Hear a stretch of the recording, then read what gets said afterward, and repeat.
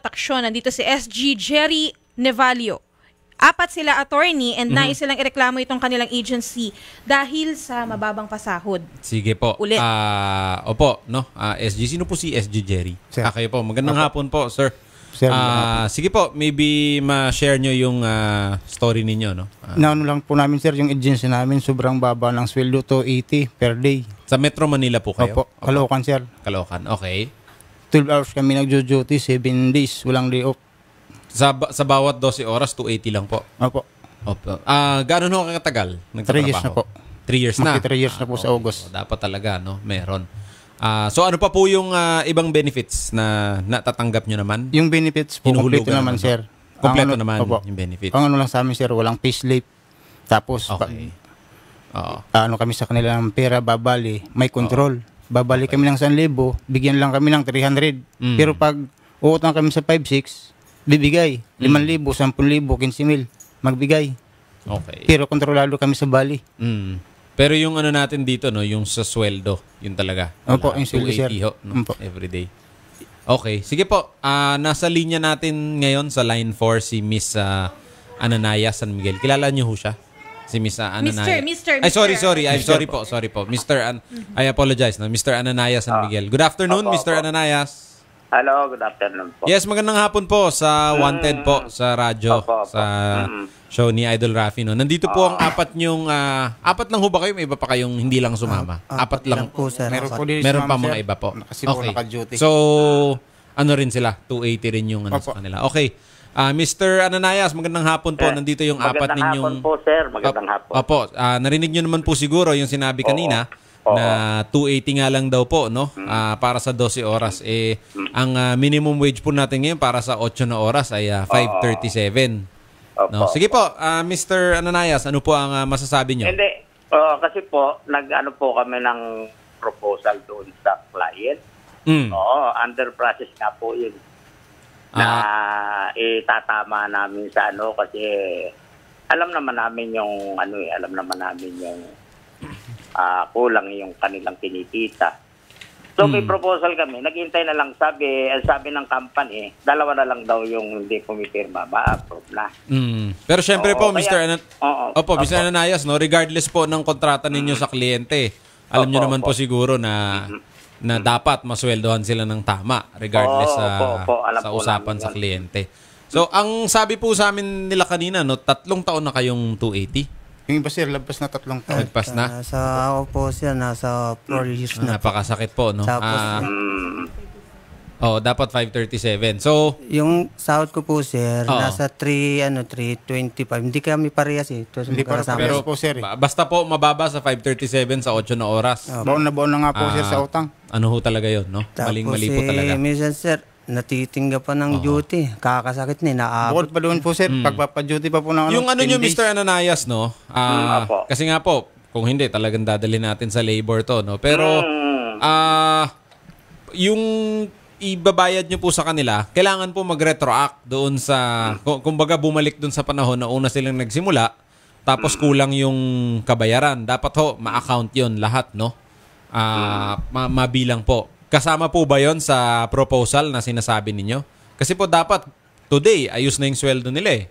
So kasama po ba yung sa proposal, yung ilang taon na, mahigit ng 3 taon na yata yung iba, no? Ayun po ang ano namin. Ayun po ang ano namin doon para magkaroon ng Yun nga po, babayaran nyo po yung ilang taon nilang nakalipas na hindi nyo nabayaran yung ng tama, yung sweldo. Opo. Ano pong garantiya natin, Mr. Ananayas? Kasi alam nyo, kawawa naman yung ating mga security guard, no? Ako, malambot ang puso ko sa security guard. 12 oras, ganun lang yung kinikita. Hindi ho tama yun. Siyempre yung buhay nila nilalagay nila on the line, no? O nilalagay sa peligro para ho sa inyo, para sa protection at sa ng inyong kliyente. Tapos ganun lang. Okay lang naman ho yun, basta nababayaran ng tama, no? Para sa kanila. So, sino ho yung sa inyo pinakamatagal na? Ilang taon? Opo.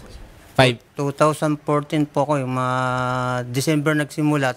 So, mga 14. 4 years plus na ho kayo, no? Late, kasi December 2014 kayo. Opo. So, higit 4 years na ho kayo. Pero pag I think, Attorney Paul, as far as I know, sa DOLE, ang alam ko ang ika-count na yata nila is 2 years. I Hindi, don't know, more, pero more. mas maganda talaga is magsisettle tayo 3 sa years. labor. 3 years. Pero, kailangan mag-settle na... Yes. Kailangan mag-settle yung agency ninyo. Patawag natin sa labor. Oo. Ganito po, no, Mr. Anaya, siguro para hindi na ho tayo mag-labor kung may iiwasan. Ano ho ba ang pwede nyong i-declare sa kanila ngayon na proposal?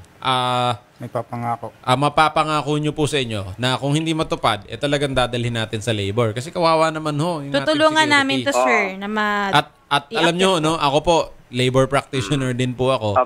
Talagang walang lusot sa hindi nagbabayad ng tamang sweldo. May attorney's fees pa ho yan, 10%. So, automatic kasi with unlawful withholding of wages.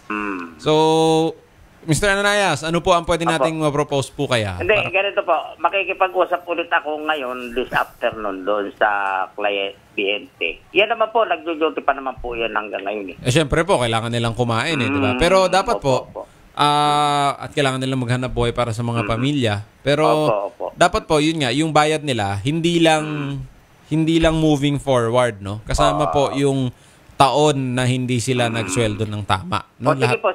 Lahat po nung Pag-usapan po na-duty nila. namin. Ayun. Sir, kailan po kaya sila pwedeng pumunta dyan? Opo, sa para opisina po, ninyo. Oo.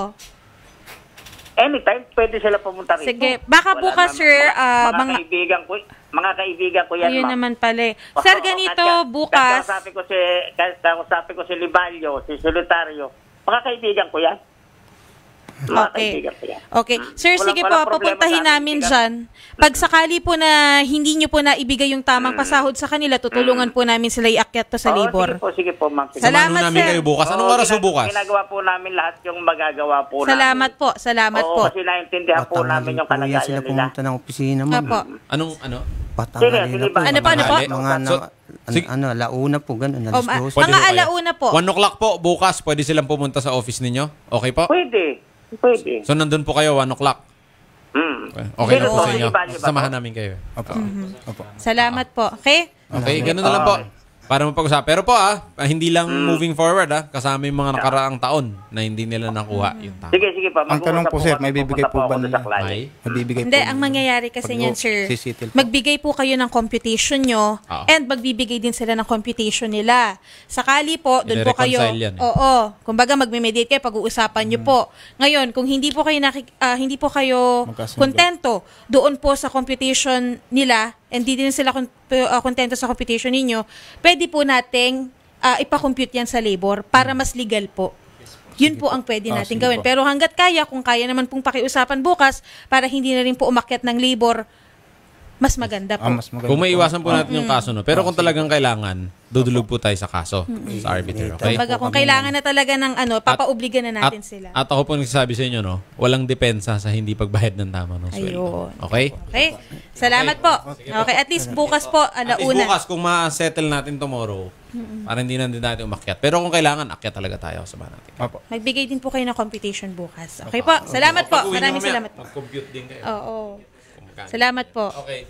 Kasi Attorney Paul, kapag ako ay nasa field at sinasamahan ko yung ilan nating mga SG, ilan nating Yes. mga workers, ang nangyayari, bago pa man, binibigyan ko na sila ng kumbaga, magbigay ka na ng computation dito, ano ba yung mga araw na hindi binayaran. Tapos ganun din yung nirereklamo hanggat sa pag-usapin. Pag hindi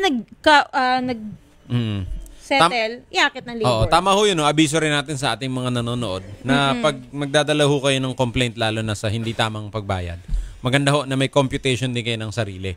Para at least kung dinala sa labor, may pinaghahawakan yung labor, may babasahin. Oo. Tapos titignan, no? Magre-reconcile ho kayo. Opo. At saka if ever, attorney, labor talaga ang dapat na Yes. compute. Yes. Yan. Sige po, tuloy po kayo dito. Sige po, pasok Ito po meron kayo. ulit labor attorney. 15 sila ngayon.